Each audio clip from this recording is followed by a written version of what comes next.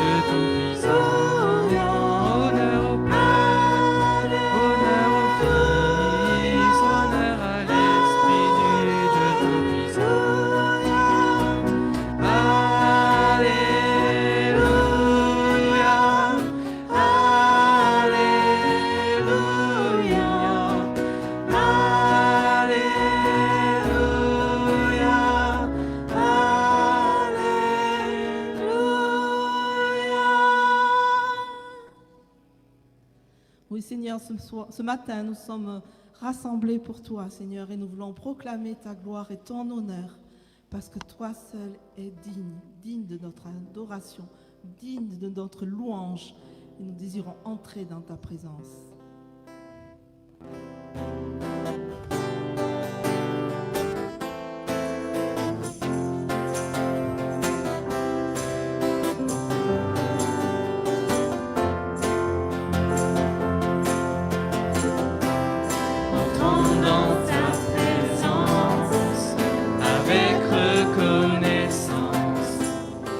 Car il est le roi.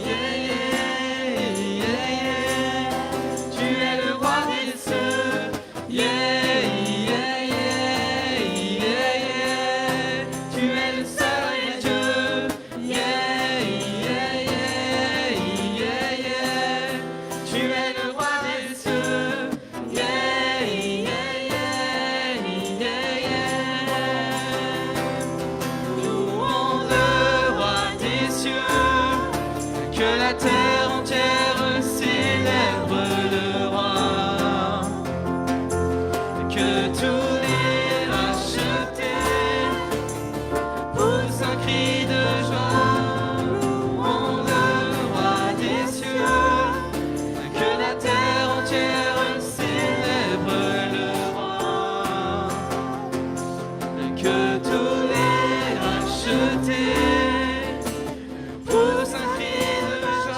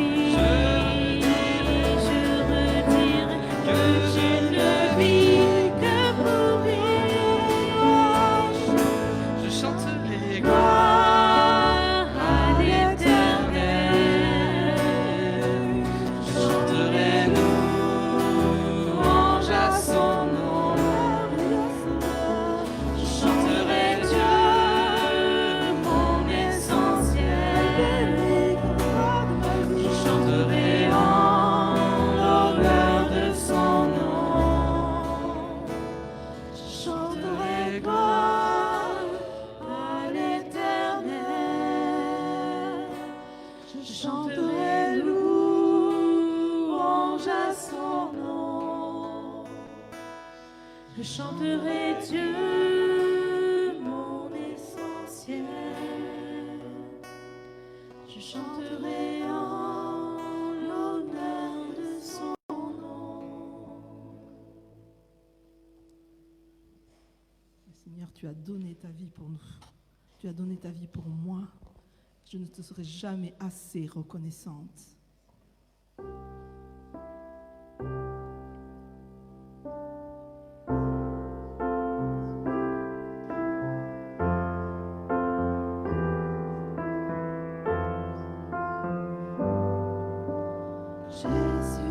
Jésus-Christ, je repense à ton sacrifice. Tu t'es humilié jusqu'à la mort. Bien souvent, ce don de vie m'a bouleversé. J'en suis ému à nouveau. J'en suis ému à nouveau. Nouveau, je regarde à la croix où tu es mort. Je suis humilié, brisé par ta miséricorde. À nouveau, merci. À nouveau, je répands ma vie.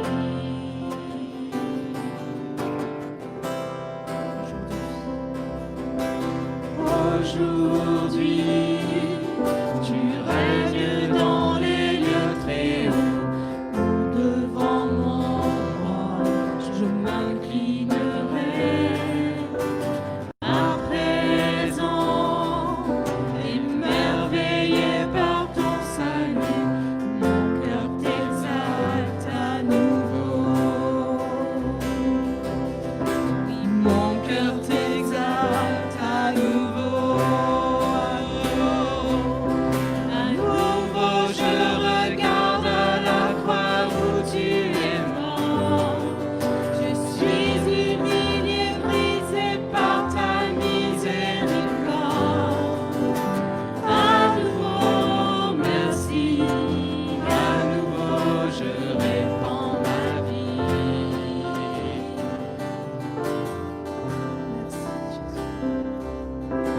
Merci pour la croix, merci pour la croix, merci pour la croix, Jésus. Merci pour la croix, merci pour la croix, merci pour la croix, Jésus. Merci pour la croix, merci pour la croix, merci pour la croix, Jésus.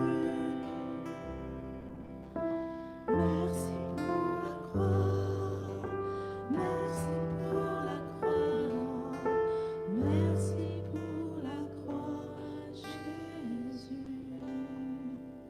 À nouveau, je regarde à la croix où tu es mort.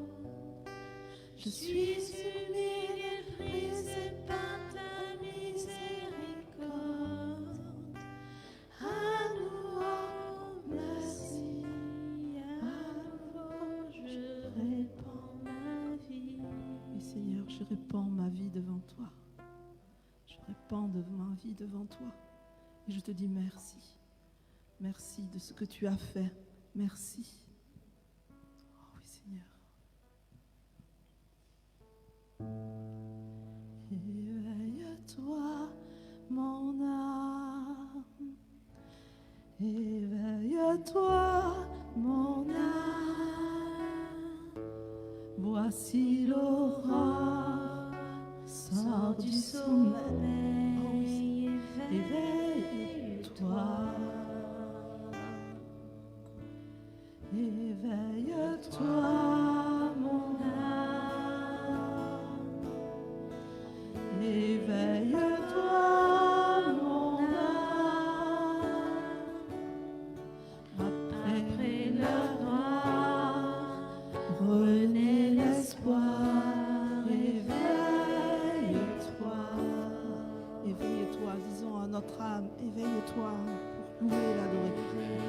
Éveille-toi,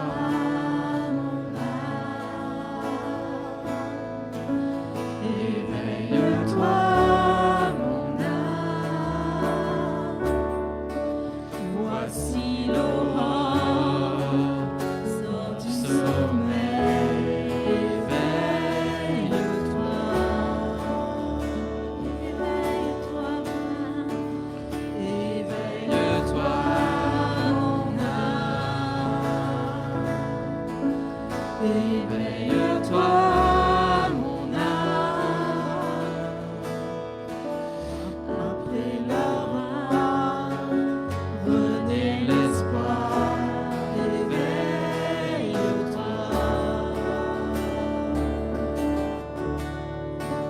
Il a souffert, il s'est livré, sacrifié là sur le bois. Il s'est offert, il a payé, il t'a racheté. Éveille-toi, tu n'es plus seul, mon âme. Tu n'es plus seul, mon âme. Toi qui étais nu, pauvre et aveugle, lève-toi.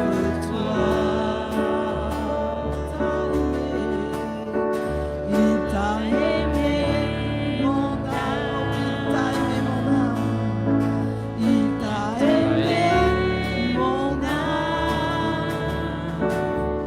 Le Dieu des merveilles, en toi c'est merveille, relève-toi.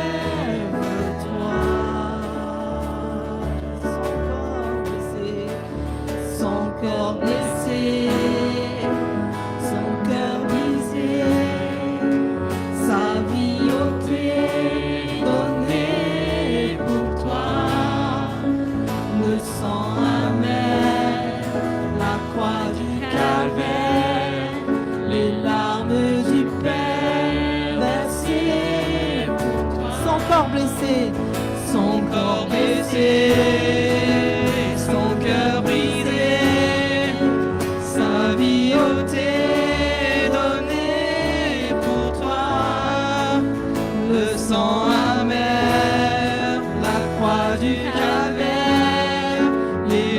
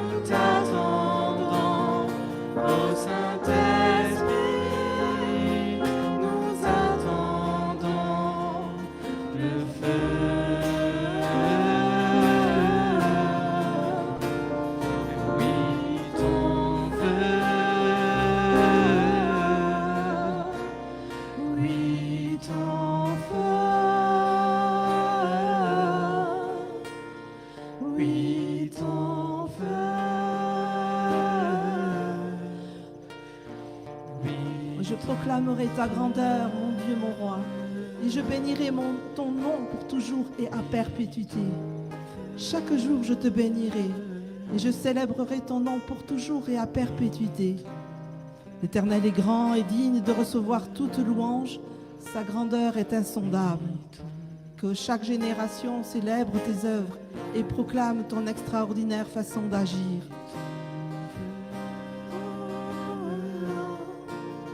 Je dirai la splendeur glorieuse de ta majesté, je chanterai tes merveilles. On parlera de ta puissance redoutable et je raconterai ta grandeur. On proclamera le souvenir de ton immense bonté, on célébrera ta justice. L'Éternel fait grâce, il est rempli de compassion, il est lent à la colère et plein de bonté.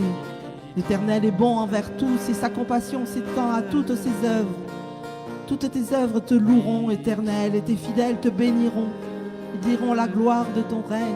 Ils proclameront ta puissance pour faire connaître aux hommes ta puissance et la splendeur glorieuse de ton règne. Ton règne est un règne éternel et ta domination subsiste dans toutes les générations. L'Éternel soutient tous ceux qui tombent. Il redresse tous ceux qui sont courbés. Tous regardent avec espoir vers toi et tu leur donnes la nourriture au moment voulu et tu ouvres ta main et tu combles de bien tout ce qui vit. L'Éternel est juste dans toutes ses voies et bon dans toutes ses œuvres. L'Éternel est près de tous ceux qui font appel à lui, de tous ceux qui font appel à lui avec sincérité. Il accomplit les désirs de ceux qui le craignent, il entend leurs cris et les sauve. L'Éternel garde tous ceux qui l'aiment.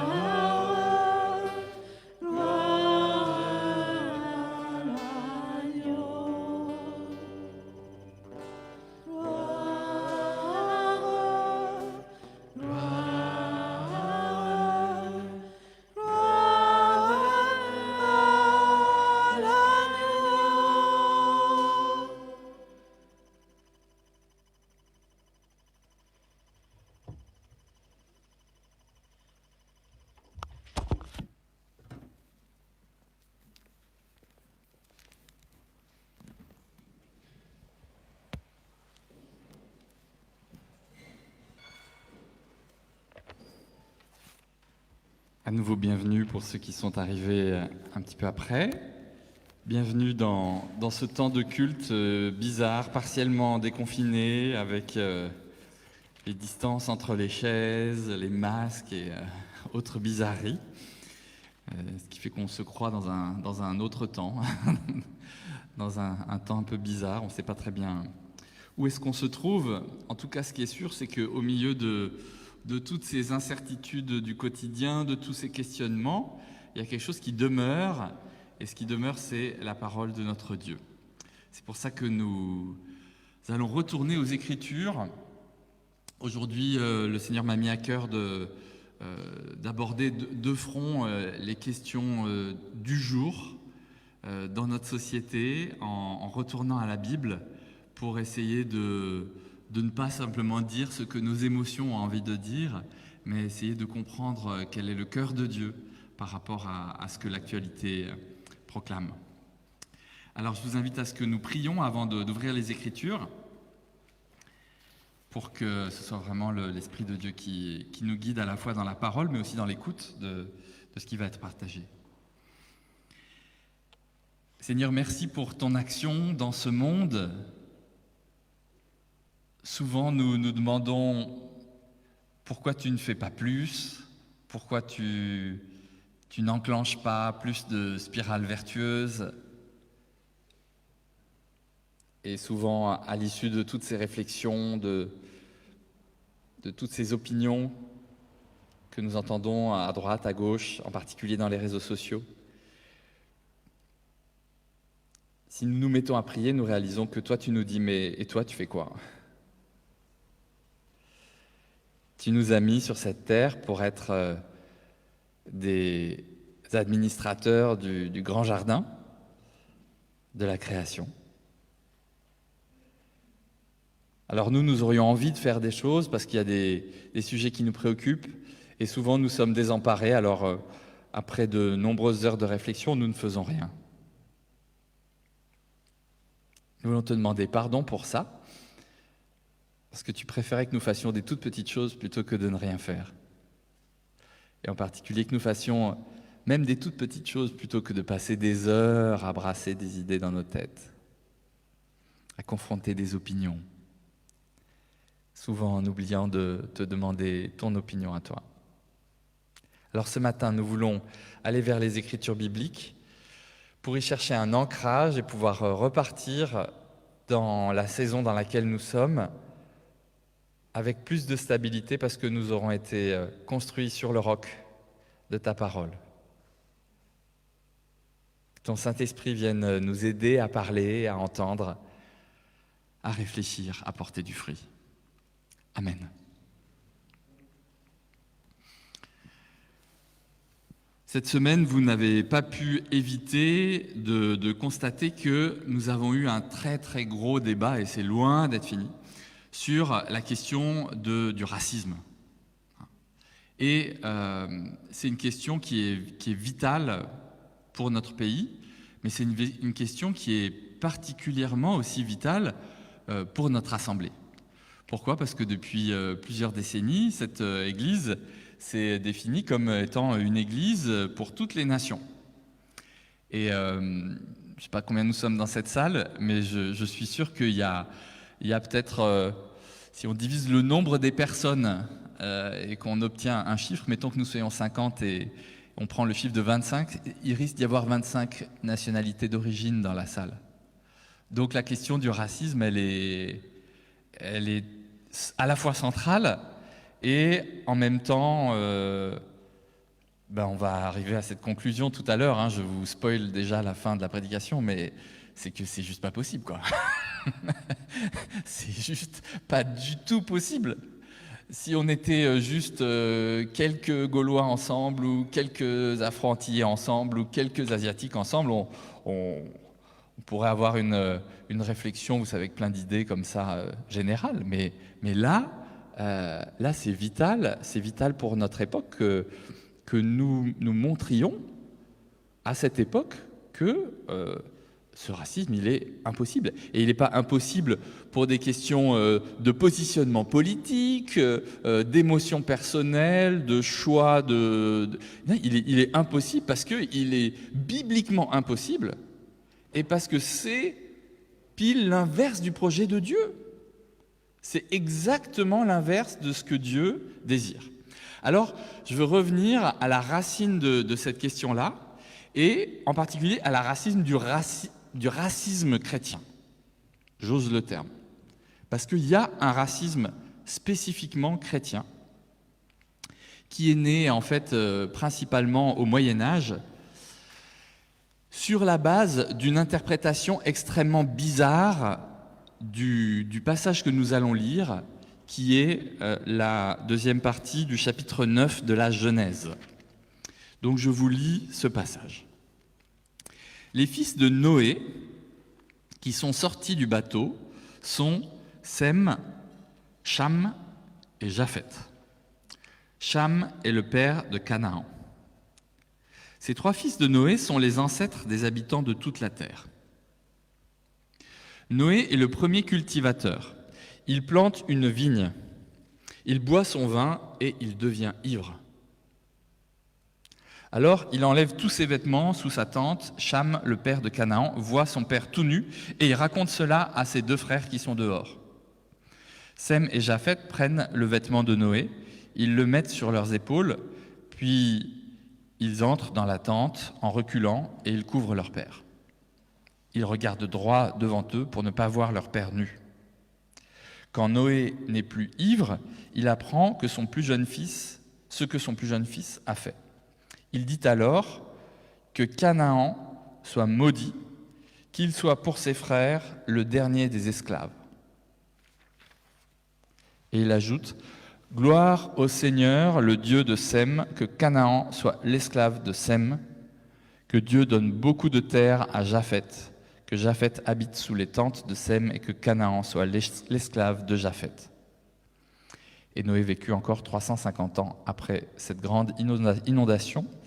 Au total, Noé vécut 950 ans, puis il mourut. Amen.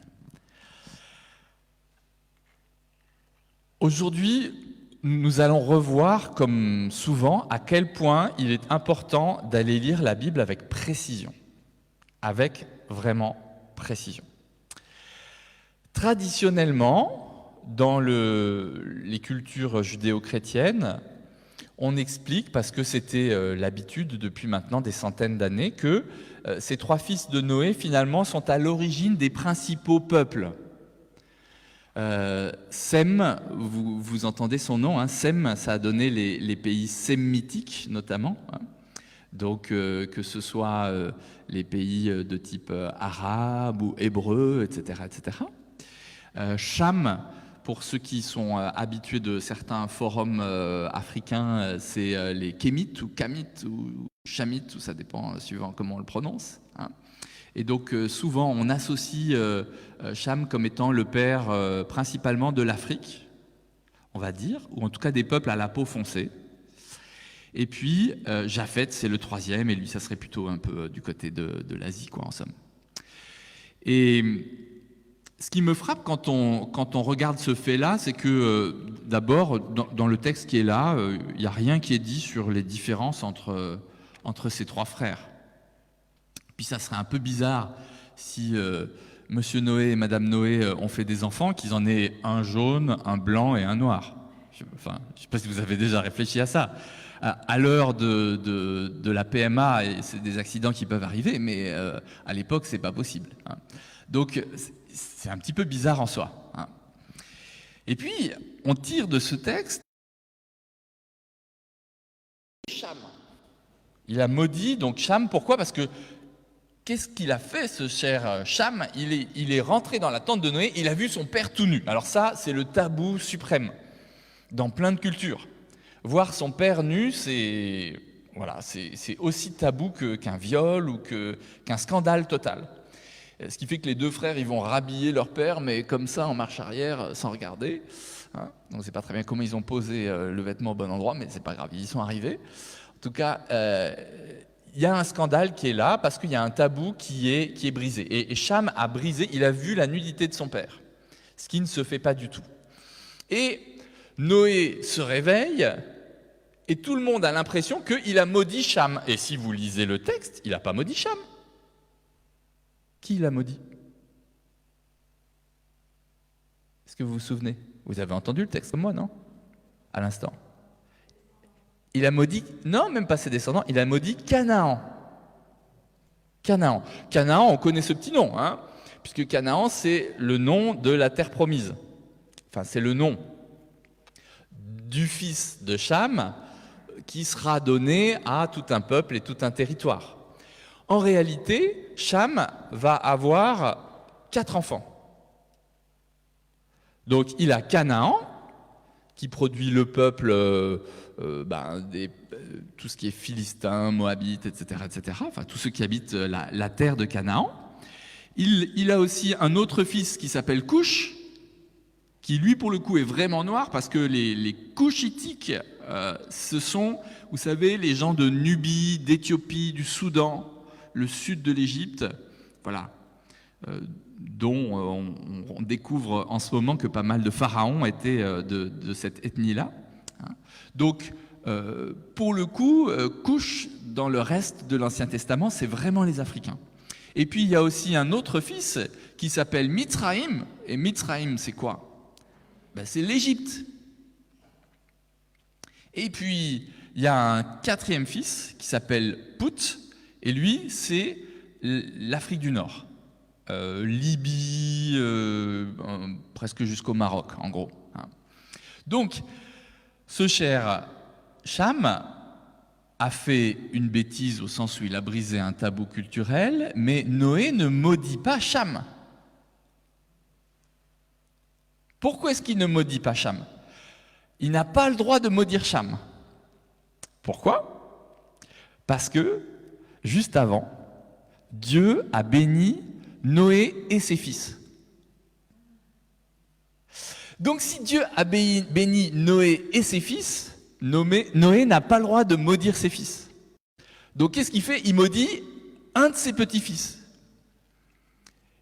Alors, spécifiquement Canaan, on va voir pourquoi.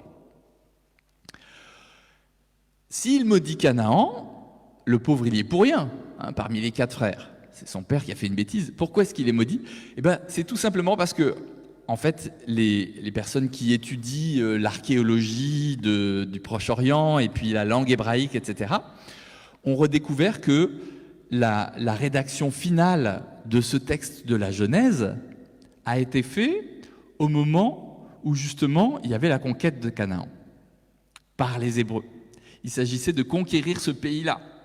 Vous vous souvenez, Moïse, Josué, etc., etc. Bon. Et donc, en fait, dans ce moment où on finit de rédiger ce texte, qui est une mémoire lointaine, il n'y avait pas tous les écrits qu'on a aujourd'hui. Aujourd'hui, quand on fait de l'histoire, on s'en réfère à des écrits, à de l'archéologie, etc. Là, c'était une mémoire qui était plutôt orale, une tradition orale. Et puisque on est dans ce moment où on a ce souvenir que Noé a maudit quand même des gens dans sa descendance, eh bien, les rédacteurs disent maudit soit Canaan, parce que ça correspond aux problématiques de l'époque de la rédaction. Donc, pourquoi c'est important de connaître ces choses-là et d'aller les regarder de près? C'est parce que si ce texte avait servi réellement à ce qu'il y ait une malédiction sur les Africains, on dirait, ça serait soit Cham, soit plutôt Couch qui aurait été maudit. Et ce ne sont pas eux qui ont été maudits.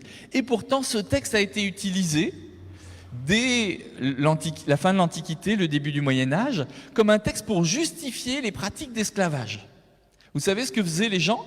Ils disaient, écoutez, ils disaient aux Africains, vous allez être nos esclaves parce qu'il y a une parole dans la Bible qui a dit que les descendants de Cham allaient être des esclaves, et si vous assumez d'être des esclaves, ça sera votre rédemption en fait. Vous allez racheter le péché de vos pères, le péché de Cham, en étant esclave, puisque c'est écrit dans la Bible. C'est un truc de fou. C'est un truc de fou, surtout qu'on en a fait quelque chose de racial, de raciste. lié à la coloration de la peau. Alors que là, ce n'était pas du tout une question de race. Pourquoi c'est important cette question de race? Est-ce que vous avez réalisé que quand Dieu crée la terre, il crée les mammifères, les animaux, au 6e jour, vous vous souvenez? Et puis l'après-midi, il crée l'humain. C'est pour dire qu'on est aussi un mammifère, mais on n'est pas dans la même moitié de journée, parce qu'on est quand même un mammifère un peu spécial. Et qu'est-ce qui qualifie la création de tous les mammifères? C'est qu'ils ont été créés selon leur espèce. Chaque oiseau selon son espèce. Les perruches, les moineaux, les perroquets, etc. Le seul mammifère qui n'est pas créé selon son espèce, c'est-à-dire selon son apparence extérieure, sa couleur, justement, selon la forme de son visage ou des choses comme ça, ou le type d'ondulation de ses cheveux, le seul qui n'est pas créé selon son espèce, c'est l'être humain. Il n'y a qu'une espèce humaine. Il n'y a qu'une race humaine. Après ça, forcément, ceux qui vivent près du pôle Nord, ils n'ont pas beaucoup bronzé. Et ceux qui vivent plus près de l'équateur, ils ont plus bronzé. On ne sait pas comment ça s'est mis en place, nos différences de couleur de peau. Mais en tout cas, bibliquement, la conviction qui est là posée à l'origine du monde, c'est que l'humain est le seul à ne pas être créé selon son espèce, dans une diversité raciale de base. On aurait pu imaginer un récit de création où Dieu aurait créé les noirs, les jaunes, les blancs, les rouges, bon, si on dit les peaux rouges, hein, mais vous voyez, on aurait pu imaginer un récit de création avec toutes les races qui sont créées à l'origine. Jamais. Jamais. Ça n'a pas sa place dans la Bible. Alors, vous voyez, au moment où on met en place l'esclavage et où on décide d'activer cet esclavage, en particulier des peuples africains, eh bien, on retourne à un texte, on tord le texte, vous l'aurez bien compris, on tord le texte pour justifier un système esclavagiste. Alors, on va pousser encore un peu plus loin la réflexion. Cette malédiction sur le fils de Cham,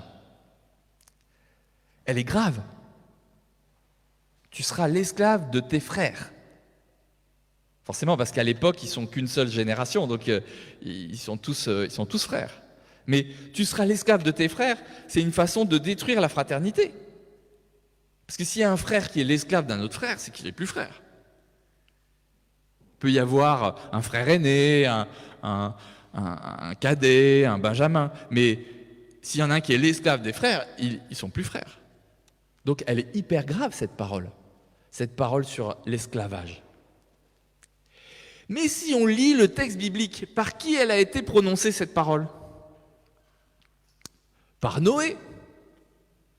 Alors Noé, c'est effectivement celui qui a obéi à Dieu et qui a sauvé l'humanité et puis l'ensemble des animaux dans son arche. Très bien, Noé a obéi. Mais vous savez, parce que vous êtes chrétien, vous savez qu'il y a des moments où vous obéissez et puis il y a des moments où vous obéissez moins. Et Noé, c'était pareil. L'homme qui a prononcé la parole de malédiction, d'esclavage sur son petit-fils est un ivrogne.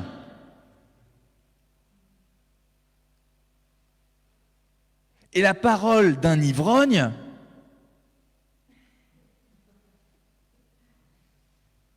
c'est grave. C'est grave. Et c'est grave parce que la parole d'un ivrogne, on dit en français les parents boivent, les enfants trinquent, eh bien on est exactement là-dedans.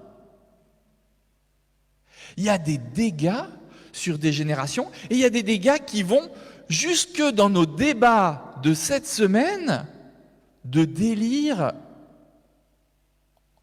quant à des déséquilibres entre nos origines, nos couleurs, etc. Mais on est complètement à côté de la plaque. Malheureusement, ce que nous dit ce texte, c'est que non seulement Noé a ramené une part du salut pour l'humanité, mais il a ramené aussi une profonde aptitude à la malédiction dans l'humanité. Et donc nous, cette parole de l'esclavage d'un frère par rapport à un autre. Cette parole qui finalement crée ce que Dieu n'avait pas créé, à savoir, ça crée du chacun selon son espèce. Vous voyez ? Il y a une espèce de fils libre et une espèce de fils esclave. Ça crée des races, entre guillemets. C'est cette parole de Noé l'ivrogne, parce qu'il y a eu Noé le fidèle, hein. Mais cette parole de Noé l'ivrogne amène vraiment un ver dans le fruit, amène vraiment une malédiction, et une malédiction qui court encore. Malédiction qui ne va pas être que sur le petit-fils de Cham. Pourquoi ? Parce que si ses oncles, cousins et frères le traitent en esclave, c'est pas dans le projet de Dieu. Si bien que cette malédiction, elle ne porte pas que sur Canaan, elle ne porte pas que par écho sur Cham, elle porte aussi sur Sem, sur Japheth et sur leurs enfants. Parce que s'il y a des esclaves au milieu de nous, la malédiction est aussi sur ceux qui les prennent en esclavage. C'est la même malédiction.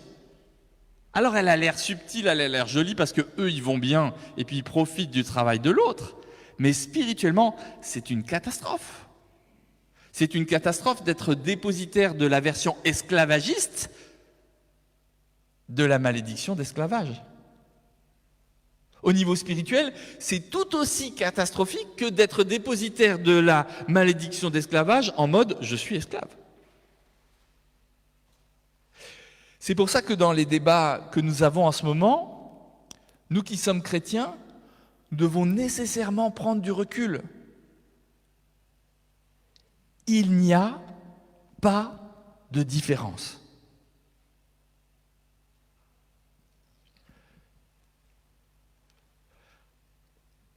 Le Nouveau Testament va insister là-dessus. Souvenez-vous de l'apôtre Paul, qui dira « Il n'y a ni juif ni grec ». C'est totalement tabou. C'est dire en Afrique du Sud, il y a 30 ans, il n'y a ni noir ni blanc. Il n'y a ni juif ni grec. C'est pour cela que Jésus est venu. Jésus, le sauveur des Juifs, il est venu aussi pour sauver les Grecs qui n'attendaient pas de sauveur. C'est quand même génial. Il est venu briser les murs de séparation qu'il y avait justement entre les Juifs et entre les païens. Alors pourquoi est-ce que nous, on ramènerait des murs de séparation ? Il n'y a ni Juif ni Grec, il n'y a ni homme ni femme. Tous peuvent avoir des dignités équivalentes, normalement, dans l'Église de Jésus-Christ. C'est aussi un débat cette semaine, il paraît, dans une église française. Et il y a, Paul insiste, le troisième terme, c'est il n'y a ni esclave ni homme libre. C'est pas par hasard qu'il dit ça. C'est pas par hasard. Pourquoi ? Parce que vraiment la malédiction la plus profonde de division entre les êtres humains, celle qui a apporté le plus à conséquence, c'est vraiment la parole de Noé l'ivrogne. Alors pour nous, il y a le même défi au bout du compte. Quand nous posons des paroles, est-ce que nous posons des paroles parce que nous avons été inspirés par l'Esprit de Dieu ? Ou est-ce que nous posons des paroles parce que nous sommes en train de cuver notre péché ? Est-ce que nous posons des paroles qui sont bénissantes ? Parce que Dieu avait béni Noé et ses fils.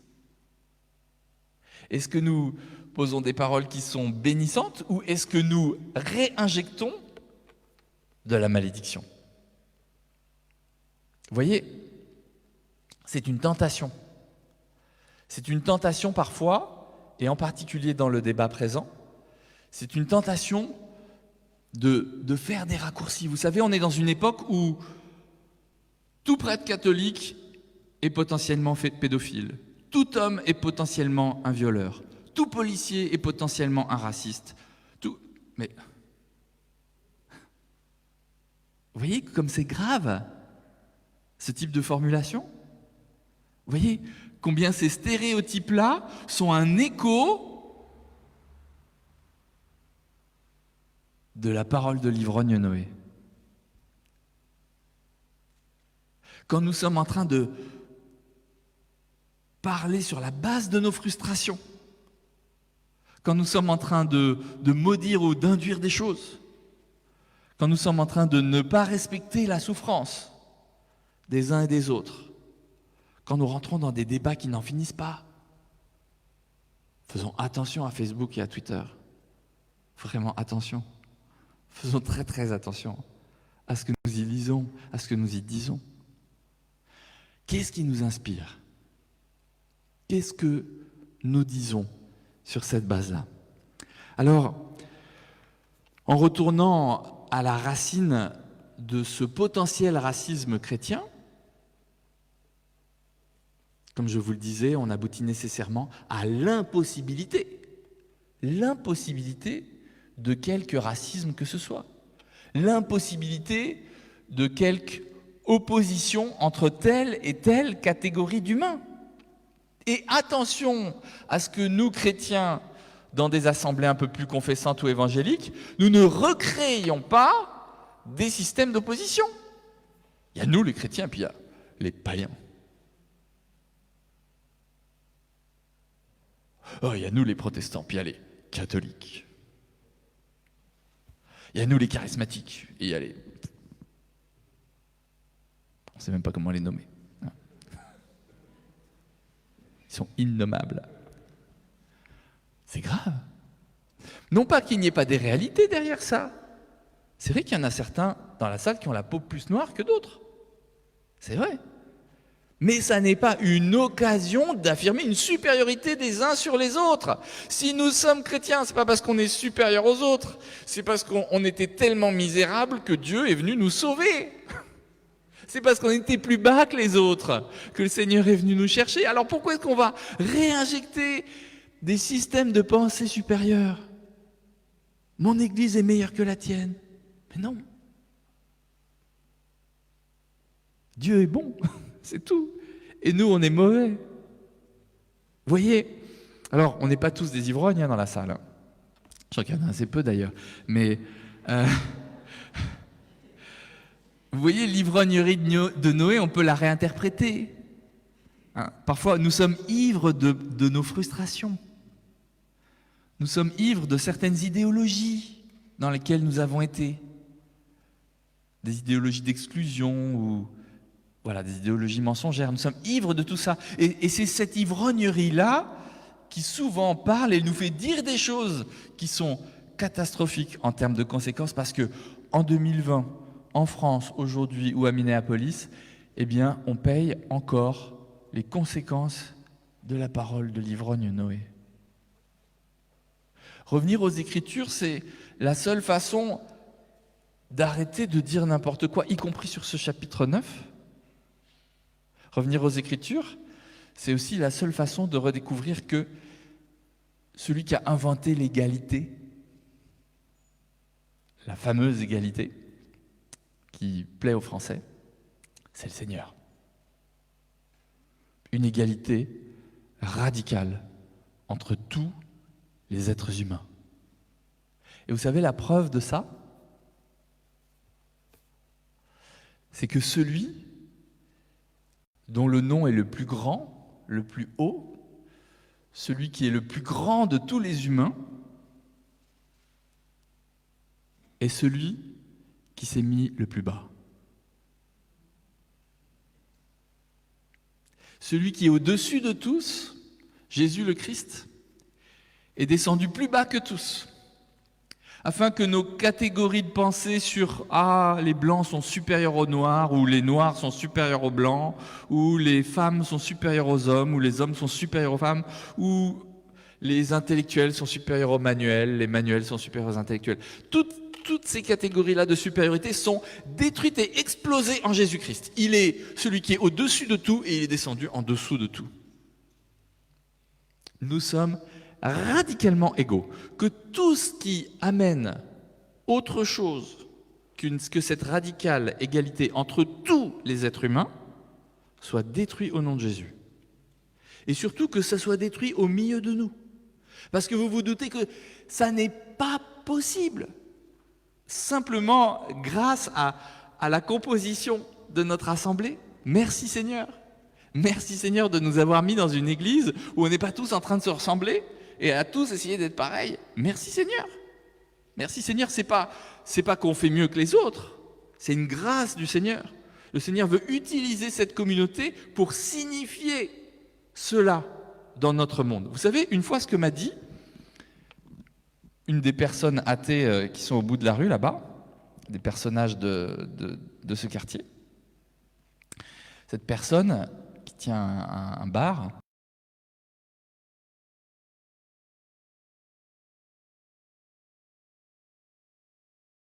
sociale, mais les seuls qui la vivent, c'est vous. Quelqu'un qui est athée, mais au dernier degré. Les seuls qui vivent la mixité, c'est vous. Parce que concrètement, vous mélangez des gens que nous, on n'arrive pas à mélanger. Même au bar, on n'arrive pas à les mélanger. Il y a des bars pour jeunes, des bars pour vieux, des bars pour ivrognes, des bars pour juste sobres consommateurs, des bars à café, les seuls qui vivent la mixité, c'est vous. Alors, merci Seigneur, et cultivons ça de grâce. Cultivons ça pour ne jamais opposer qui que ce soit, ne jamais placer quelqu'un au-dessus d'un autre. Vivons cette dimension-là de façon prophétique au milieu de nous et cultivons-le parce que c'est précieux et que, comme tout ce qui est précieux, le voleur veut le voler. C'est précieux et surtout, le quartier dans lequel nous sommes en a vraiment besoin. Alors je vous propose qu'on prie pour acter ces choses qui ont été dites et entendues, mais l'acter dans la prière, le positionner en nous-mêmes. Parce que parfois en nous-mêmes, il y a encore des choses qui datent de l'ivrognerie de Noé. Moi-même, j'ai été délivré d'une problématique d'esclavagisme, puisque du côté de la mère de ma mère, c'était une famille bordelaise qui avait pratiqué pendant le commerce triangulaire le commerce des esclaves, et j'avais complètement oublié ça, jusqu'à un jour où j'ai prié pour une dame martiniquaise, et je priais avec une autre dame qui était camerounaise. Donc j'étais avec cette dame camerounaise, et on priait pour une dame martiniquaise. Et la dame martiniquaise avait un vrai problème elle avait un système d'esclavage dans sa tête. Elle se mettait tout le temps en esclavage de son mari, en esclavage de ses enfants, en esclavage de son patron, en esclavage de son boulanger, enfin voilà, elle était l'esclave de tout le monde. C'était terrible, alors qu'elle était chrétienne, sincère, et tout ça, et on avait repéré que c'était un problème. Et on commence à prier pour elle, puis tout d'un coup elle se met à hurler en me regardant, en disant, ne me frappez pas, ne me frappez pas. Je dis, mais je ne vais pas vous frapper, je n'ai pas l'habitude de frapper les paroissiens, moi. Je dis, oui, mais je vous vois avec un fouet. Alors je me dis, elle a un problème, c'est souvent ce qu'on se dit, hein. L'autre a un problème. Et puis là, le Saint-Esprit me saisit et me montre ma famille par la lignée maternelle à Bordeaux. Ah ouais. Ah écoutez, et je partage ça à cette dame. Résultat, je lui dis, vous savez ce qu'on va faire? Vous allez d'abord me délivrer moi. Alors, la petite dame martiniquaise qui avait tout le temps été esclave, prier pour un pasteur gaulois avec un costume et tout. Non, pas ça. Le truc qu'elle voulait pas faire. Et heureusement, il y avait la sœur camerounaise qui était là, donc elles ont pu le faire ensemble. Je trouvais que c'était génial. C'était simplement génial que moi, je puisse être délivré de quelque chose par deux sœurs qui étaient dans ces deux profils raciaux, pardon pour le terme, hein, mais ethniques et culturels, etc., etc. Et donc, voilà, j'ai été délivré de ça. Et après ça, j'ai pu délivrer ma sœur martiniquaise de cet esprit d'esclavage. Et aujourd'hui, elle n'est plus ni l'esclave de son mari, ni l'esclave de son patron, ni l'esclave de ses enfants, etc. Vous voyez, ça a l'air loin. Mais c'est là. Ça a l'air actif chez les autres, le flic raciste sur la vidéo Facebook. Mais c'est peut-être là, c'est peut-être en moi. Vous voyez? Donc on va prier.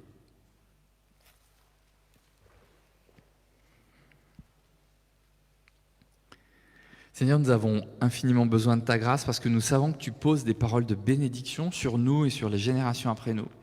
Et que nous, on injecte de la malédiction au milieu de tout ça. Tu vois, Seigneur, dans notre assemblée, nous sommes de plein d'origines différentes. Certains d'entre nous sommes avec une coloration plus gauloise, celtique. D'autres viennent de plein d'autres pays du monde. Plein d'entre nous, nous sommes aussi un mélange de toutes ces rencontres. Et nous n'avons pas de doute que si nous sommes mélangés dans notre assemblée, c'est aussi parce qu'il y a eu un phénomène colonial. Parce que notre nation s'est beaucoup enrichie, sur le dos de l'Afrique notamment. Parce que nous n'avons pas donné d'autonomie à un certain nombre de peuples qu'on appelle poliment départements et territoires d'outre-mer, à qui on apprend l'histoire des Gaulois. Seigneur, nous sommes obligés d'assumer toute cette histoire-là. Nous n'en sommes pas directement les acteurs, mais nous en sommes les dépositaires, comme ce cher Canaan qui se ramasse la parole de son grand-père à cause de la faute de son père. Il pourrait dire c'est pas mon histoire, mais ça sert à rien de dire c'est pas mon histoire parce que c'est notre histoire. Alors Seigneur, nous voulons déposer ces identités-là, les identités de colonisateurs et de colonisés. Nous déposons ça à la croix au nom de Jésus. Nous voulons déposer les identités d'esclaves ou d'esclavagistes à la croix. C'est fini.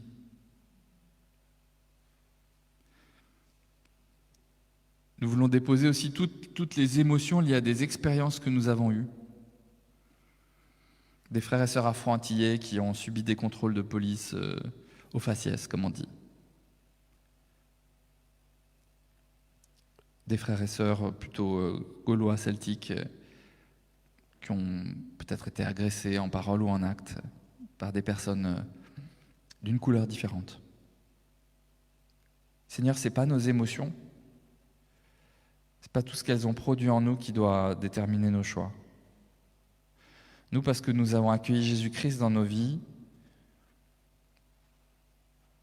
nous sommes au bénéfice, et forcément donc de ceux qui dispensent cette égalité totale et radicale de celui qui est venu détruire les murs de séparation. Et au milieu de nous, nous refusons qu'il y ait quelque supériorité des uns vis-à-vis des autres. Au milieu de nous, nous refusons qu'il y ait n'importe quel système de domination lié à l'origine, lié au genre, lié à la couleur. Nous refusons ça. Parce que nous voulons être sous ta bénédiction, plutôt que d'être sous la malédiction de Noé ou la malédiction du siècle des Lumières, ou d'autres malédictions encore. Seigneur, nous te demandons que dans ce temps, pour nous-mêmes, pour notre entourage, pour notre quartier, et pour tout le monde qui nous voit, nous soyons témoins de la réalité renouvelée de ton royaume, où tous sont radicalement égaux. Tu nous donnes d'être une parabole vivante dès à présent, même si ton royaume ne sera accompli pleinement qu'un peu plus tard. Tu nous demandes d'être une image qui anticipe le royaume. Une image pour tout le peuple. Alors Seigneur, aujourd'hui, nous voulons vraiment bénir nos frères et sœurs afro-antillais, dont la souffrance émerge en ce moment. Permets-nous de l'accueillir. Permets-nous, y compris, d'être suffisamment sûrs de nos convictions pour pouvoir, y compris, entendre des paroles qui nous accusent Et là, je parle en tant que blanc, voilà. Parce que je suis blanc, je serai maltraitant. Parce que je suis policier, je serai raciste. Parce que je suis ceci, je serai forcément cela. Permets-nous d'encaisser ce type de paroles qui parfois peuvent nous mettre en colère, mais en comprenant simplement qu'il y a vraiment une souffrance qui doit s'exprimer en ce moment. Permets-nous d'être de ceux qui apaisent, réconfortent, consolent, plutôt que de ceux qui rajoutent de l'essence dans le feu. Nous voulons te prier pour à la fois ceux qui sont victimes de cette frange de la police française qui est objectivement raciste, mais aussi pour tous les policiers,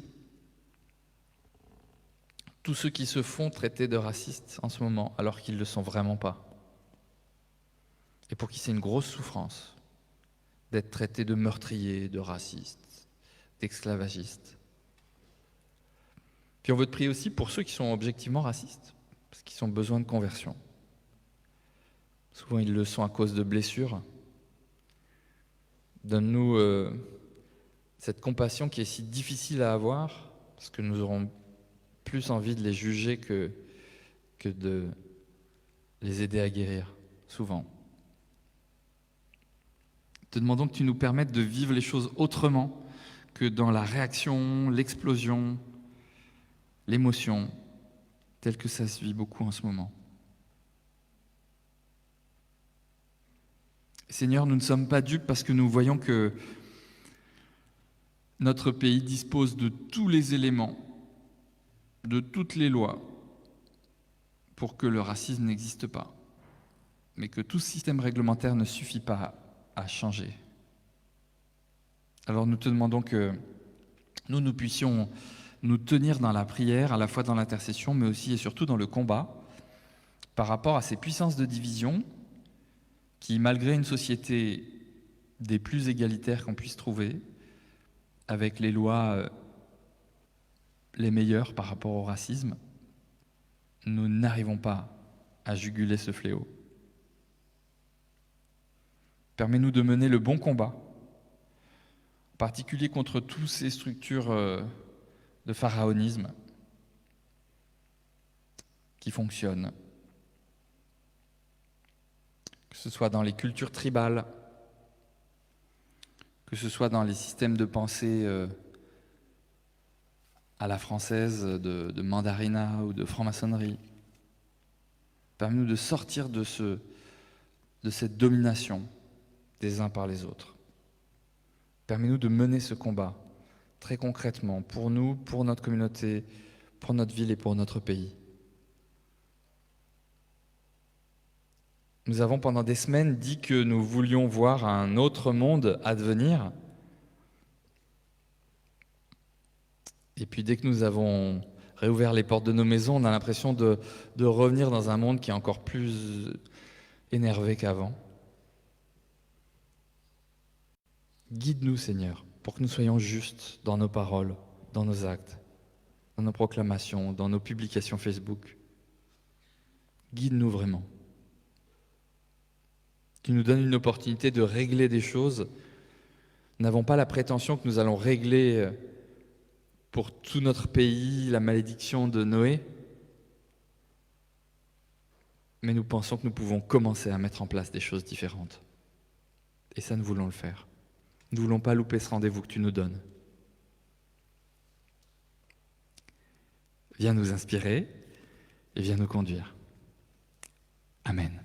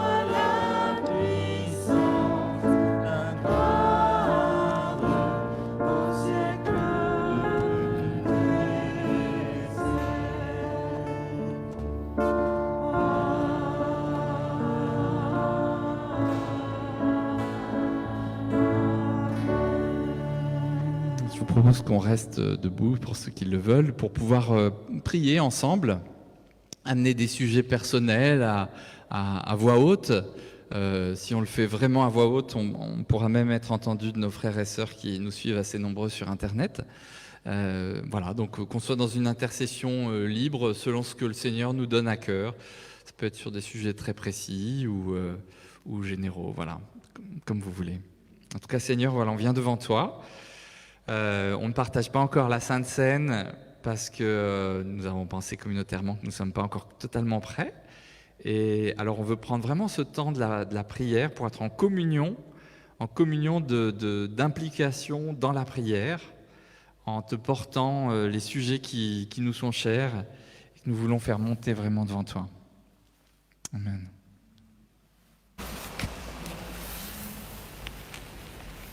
Seigneur, en ce moment, nous voulons vraiment prier pour ce pays qui est déchiré, qui a été déchiré cette semaine par la violence à cause des sujets dont on parlait.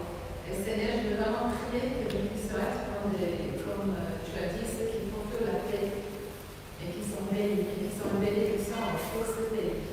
Au nom de Jésus. Amen. Notre Père, viens guérir ce monde que tu as créé et que tu aimes depuis l'éternité. Viens guérir la France et touche aussi toutes les nations que Satan a attaquées d'un seul coup, dans la surprise générale. Comme tu as guéri déjà du Covid-19, rien n'était impossible, Père. Et nous intercédons encore pour que tu nous pardonnes nos errements, nos méchancetés. Aide-nous, restaure-nous. Viens conduire le monde que tu as toujours aimé. Que les attaques de l'ennemi, Seigneur, cessent maintenant. Père, tu connais ma situation personnelle aussi. Je te demande, fais quelque chose. Ne m'abandonne pas. Amen.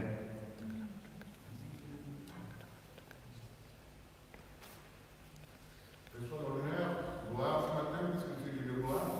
Merci pour toutes choses, Seigneur. Merci puisque tu nous as bénis ce matin encore. Merci pour la parole de ce matin. Puisque tu es Dieu juste et fidèle, toi qui nous aimes autant.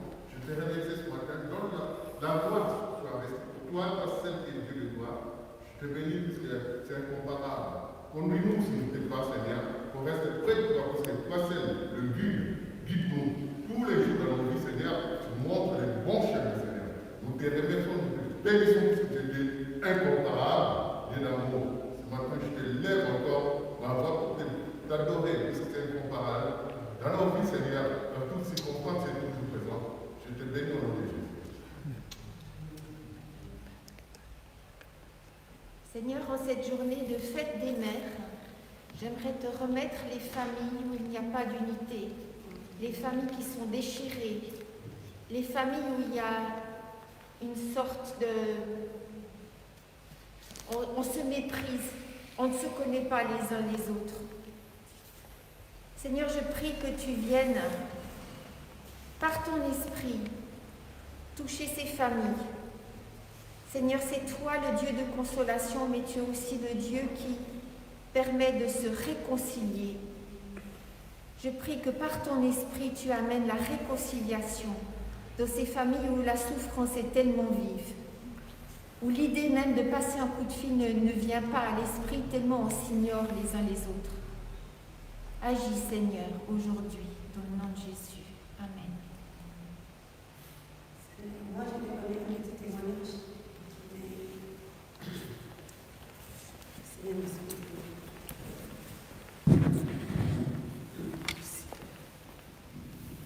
Merci Seigneur pour ces moments, parce que tu sais mon cœur, tu connais ce qui est dans mon cœur, Seigneur.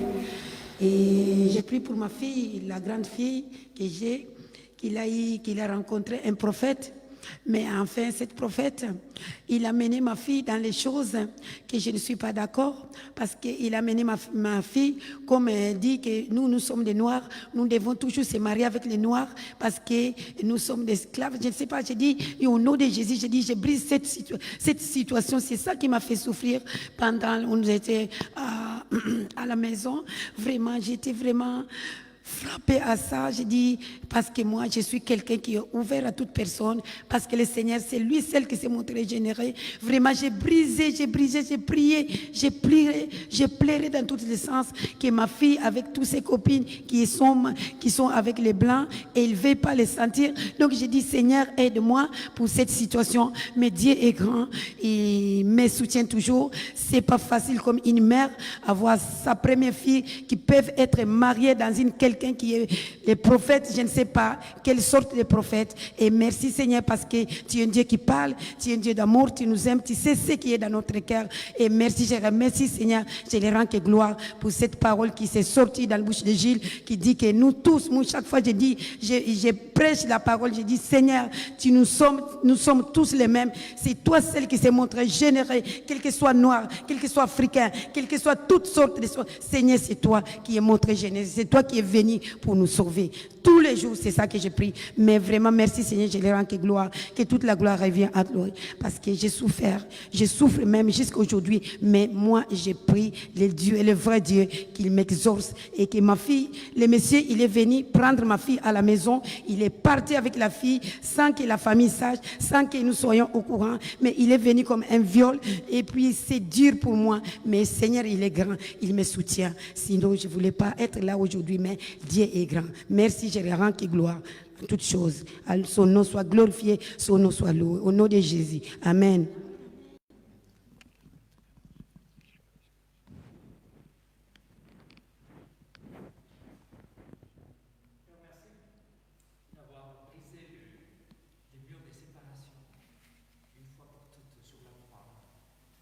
Et je te prie, Seigneur, que nous puissions, en tant qu'Église locale, réaliser, Seigneur, tout le mur là où ça doit être brisé par nous aussi. Toi, tu l'as fait, mais que nous puissions nous saisir de ce que tu as fait. Et que dans tous les domaines, Seigneur, là où il y a un mur de séparation, nous puissions t'accueillir, que tu viennes mettre ta vraie théologie, ta doctrine, ton cœur, tout simplement, Père. Bien, merci parce que nous sommes un et tu bénis ton Église, tu bénis cette épouse, tu la prépares. Tu es en train de la préparer, d'enlever toutes les tâches. Enlève toutes ces tâches, Seigneur, qui empêchent que nous soyons un. Et toi, tu es un, Père. Nous te rendons gloire, nous te bénissons, nous t'adorons aujourd'hui, Jésus. Amen.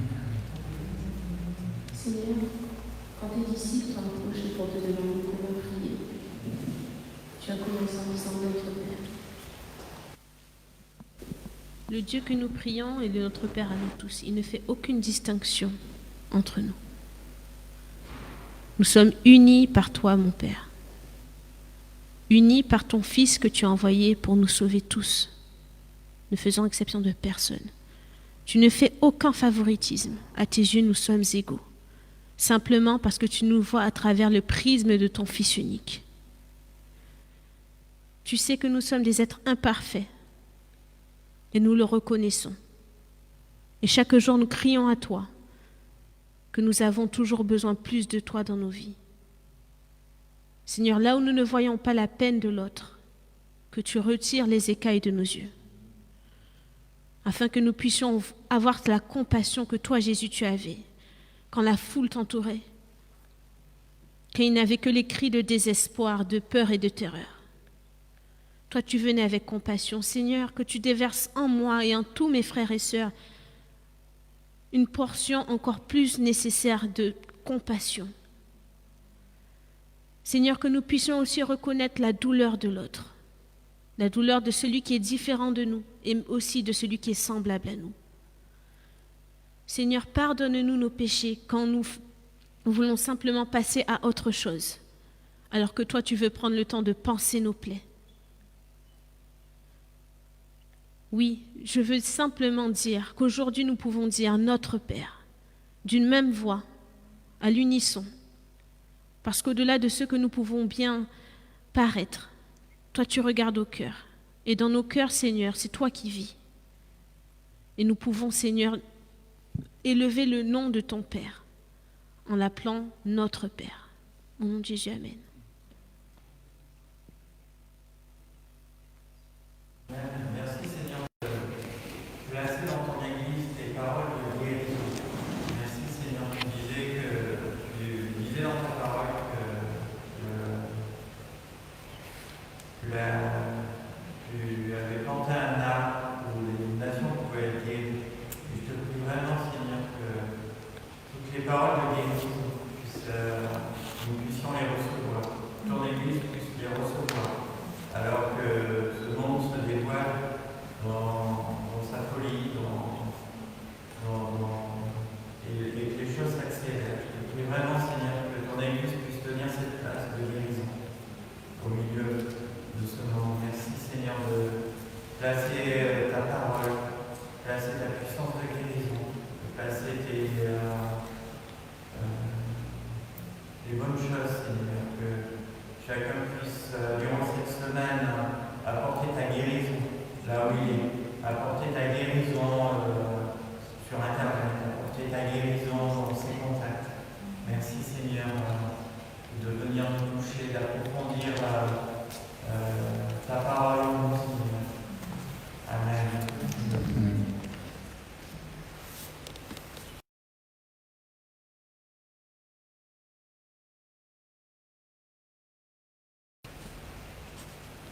Seigneur, nous voulons te demander que tu nous permettes d'être différents après avoir partagé ce que nous avons partagé. Nous voulons continuer à intercéder aussi pour tout simplement au-delà du sujet partagé aujourd'hui, tous ceux qui vivent mal le confinement qui n'est pas complètement fini, tous ceux qui se sentent très isolés, compris par le fait d'être contraints au télétravail, tous ceux qui sont dans différentes souffrances dans ce moment, notamment parce qu'ils ne peuvent pas voir leur famille, parce qu'ils ne peuvent pas voyager à l'étranger pour aller voir leur famille. Voilà, il y a plein de choses qui sont rendues difficiles en ce moment. Et tu vois que souvent nos âmes sont à bout. Alors nous avons besoin de ton secours. Nous avons besoin d'un souffle nouveau pour ça. Merci parce que tu nous le donnes. Tu vois, tous ces sujets que nous avons portés devant toi, Seigneur, je pense vraiment que nous l'avons fait d'un même cœur. Et pour aller dans le sens de la prière de Nelly à l'instant, nous voulons vraiment prendre le temps de prononcer ces paroles que Jésus nous a données pour être totalement d'une même voix. Notre Père qui es aux cieux, que ton nom soit sanctifié, que ton règne vienne, que ta volonté soit faite sur la terre comme au ciel. Donne-nous aujourd'hui notre pain de ce jour. Pardonne-nous nos offenses, comme nous pardonnons aussi à ceux qui nous ont offensés. Et ne nous laisse pas entrer en tentation, mais délivre-nous du mal, car c'est à toi qu'appartiennent le règne, la puissance et la gloire pour les siècles des siècles.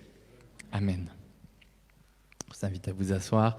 Quelques toutes petites annonces. Vous avez...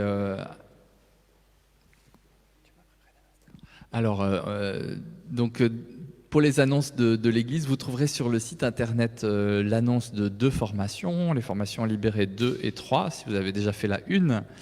Donc vous allez sur belleville.church et vous pouvez encore vous inscrire. Il n'y a pratiquement plus de place pour la 2 déjà.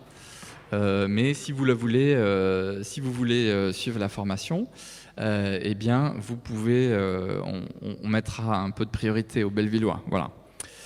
Il ne faut pas le dire à l'extérieur, hein, on est que sur Internet là, en ce moment. Donc,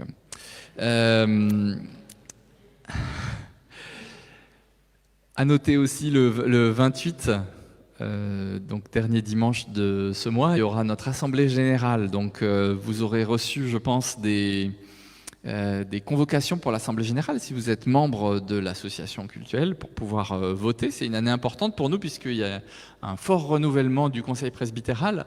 Donc, si vous ne pouvez pas voter, vous savez que certains pourront être ici, mais la majeure partie d'entre nous serons par Internet pour voter. Et si vous ne pouvez être ni sur Internet ni ici, n'hésitez pas à donner des procurations pour que ce vote soit le plus large possible pour nos représentants du Conseil presbytéral, ceux qui vont discerner la voix de Dieu pendant 4 ans ensemble, d'un même cœur. Donc ça sera le 28. Et puis la semaine juste avant, le 21, normalement, si tout se passe bien, on tentera une première Sainte Seine déconfinée. Et puis le 21 sera aussi le moment où nous réautoriserons selon ce que chacun voudra, mais en tout cas les moins de 12 ans et les plus de 70 ans à revenir en ces lieux, sauf information particulière quant au phénomène épidémiologique. Voilà. Donc, vous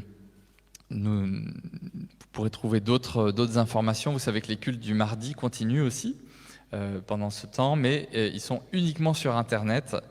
Donc, vous pouvez aller là encore sur le site Internet de l'Église pour trouver le nom de domaine sur lequel il faut se retrouver sur Internet pour pouvoir partager ce temps de culte très interactif et de prière le mardi à 20h.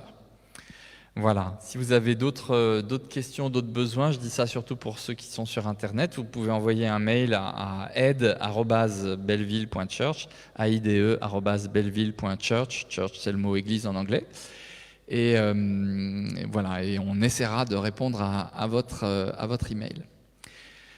Pour ce qui est une dernière annonce du week-end d'église qui a lieu d'habitude début septembre, sachez que le lieu où nous nous retrouvons d'habitude ne pourra pas nous accueillir à cause des impératifs du moment. Donc nous sommes en train de réfléchir aux modalités d'une rencontre quand même le samedi après-midi, en début du mois de septembre. Une rencontre un samedi après-midi, ici même, en respectant les distances imposées, etc., etc. Pour ce qui est de la fin de ce culte, nous n'allons pas passer avec une petite épuisette au milieu de vous pour les offrandes, parce que c'est vraiment typiquement le type d'objets qui sont non souhaitables au niveau sanitaire. Mais vous pouvez déposer dans la petite boîte qui se trouve là. Alors pourquoi elle se trouve là et pas à la sortie ? C'est parce que là-bas, c'est pas la sortie. Là-bas, c'est l'entrée. Et la sortie, en fait, c'est là. C'est un petit peu bizarre pour nous, mais ça fait partie des règles liées au déconfinement. Et vous savez que le gouvernement est parfois à juste titre, parfois pour de mauvaises raisons, mais assez scrupuleux quant au déconfinement des églises. Donc respectons cette règle-là, qui fait que nous sortirons par là, et puis que nous essaierons aussi de garder une forme de distance raisonnable pendant nos discussions avant de nous éparpiller.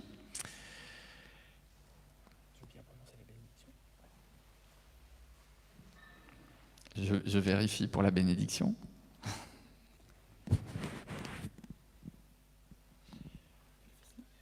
Merci Gilles.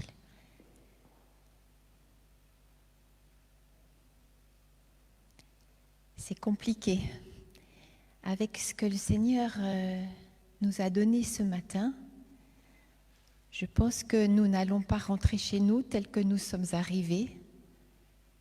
Et je prie vraiment que le Seigneur vous accompagne, qu'il permette que sa parole produise du fruit en chacun de nous, de manière à ce que nous puissions être des témoins de sa volonté pour notre ville, pour notre pays et pour notre monde.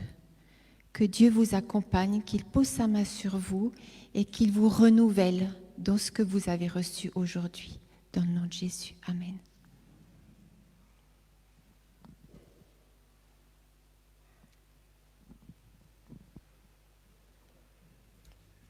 Voilà, alors bonne semaine à tous et à chacun. Et puis, n'hésitez pas à discuter les uns avec les autres du moment que vous avez le masque et la distance. Et puis, on ressortira par ici.